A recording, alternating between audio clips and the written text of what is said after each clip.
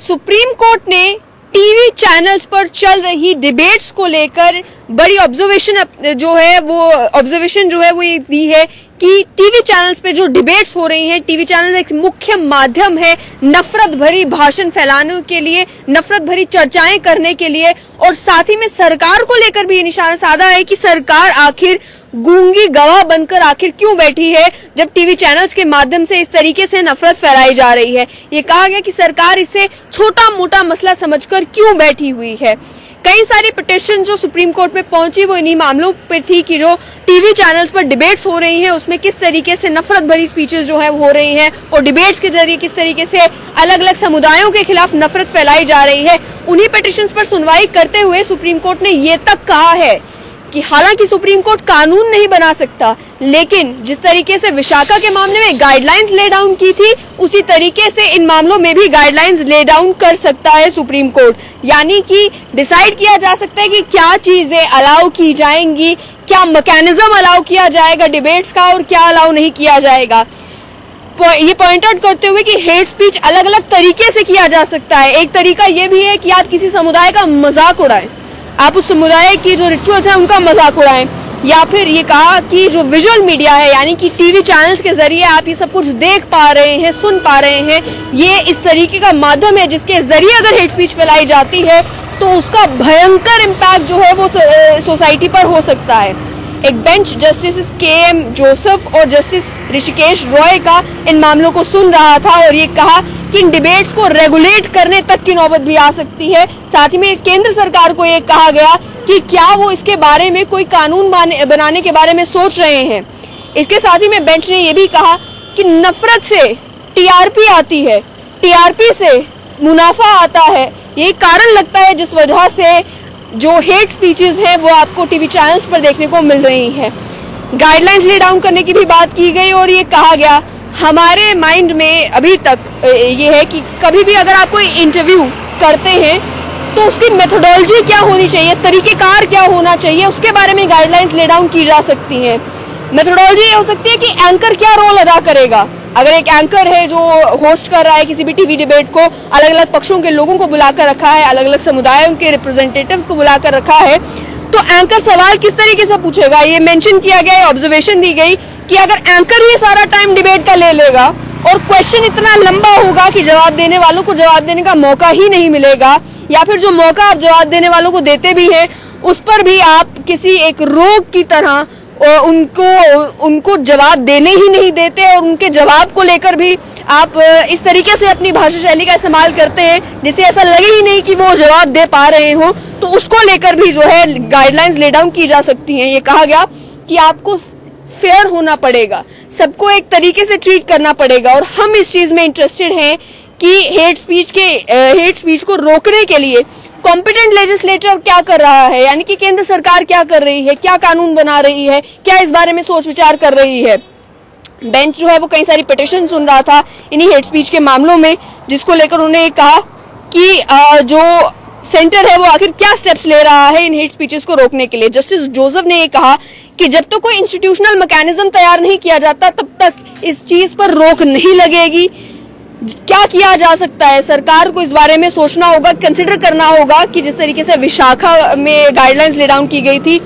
Supreme court भी उसी तरीके की गाइडलाइंस ले डाउन कर सकता है। विशाखा के मामले में आपको याद होगा कि sexual harassment at work place को लेकर गाइडलाइंस जो हैं वो सुप्रीम कोर्ट ने ले डाउन की गई थी और उन गाइडलाइंस की जाहिर सी बात है जब सुप्रीम कोर्ट कोई फैसला लेता है या कोई गाइडलाइंस ले डाउन करता है तो देश भर में उसकी इम्प्लीमेंटेशन जो है वो होती है। कानून सुप्रीम कोर्ट नहीं बना सकता लेकिन गाइडलाइंस जो है वो जरूर सेट की जा सकती हैं। ये कहा गया हम देखते हैं कि क्या चीज जो है विशाखा की तरीके का मॉडल ही जो है बेस्ट मॉडल होगा जिससे हेट स्पीच पर रोक लगाई जा सके। साथ ही ब्रॉडकास्ट रेगुलेटर के भी जो काउंसिल थे, अब जाहिर सी बात है अगर आप सुप्रीम कोर्ट में मसला सुना जा रहा है तो टीवी चैनल्स को रिप्रेजेंट करने के लिए भी कोई होगा, तो ब्रॉडकास्ट रेगुलेटर्स के भी जो वकील वहां पर मौजूद थे उनसे भी पूछा गया कि आप किस तरीके का काम कर रहे हैं इन हेट स्पीचेस को रोकने के लिए, रेगुलेट करने के लिए। तो उन्होंने ये बताया कि हम पेनल्टी जरूर लगा रहे हैं ऐसे टीवी चैनल्स के ऊपर जहां पर नफरत भरी स्पीचें हो रही हैं, नफरत भरी चर्चाएं हो रही हैं। उसको लेकर जस्टिस रॉय ने कहा कि जब तक कॉन्सिक्वेंसेस ऐसे नहीं हो जिससे जो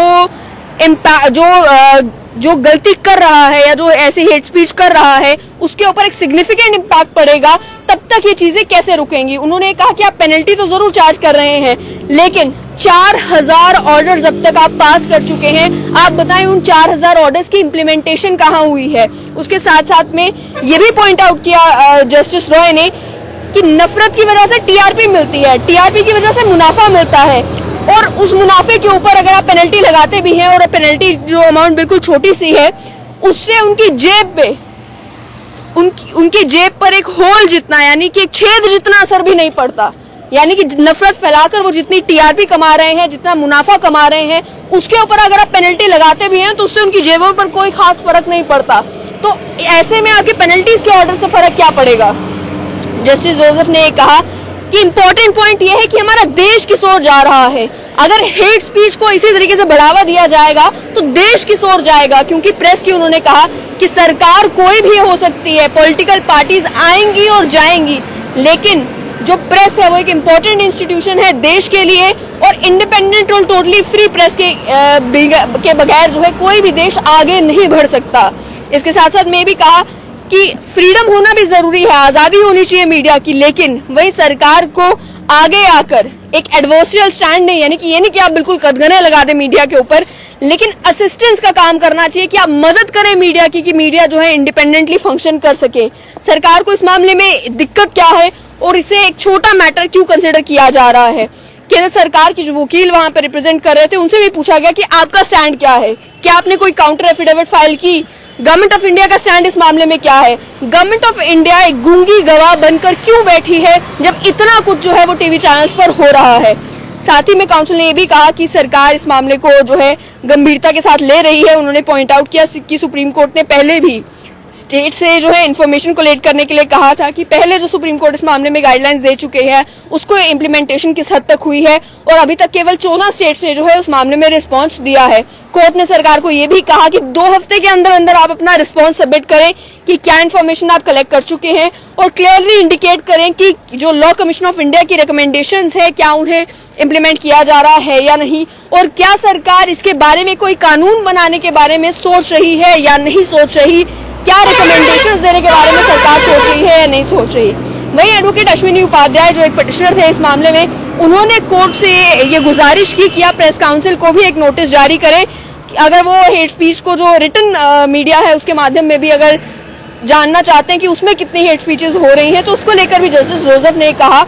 कि हमने खास तौर पर विजुअल मीडिया का नाम इसलिए लिया है, यानी कि टीवी चैनल्स का या मल्टीमीडिया का नाम इसलिए लिया है क्योंकि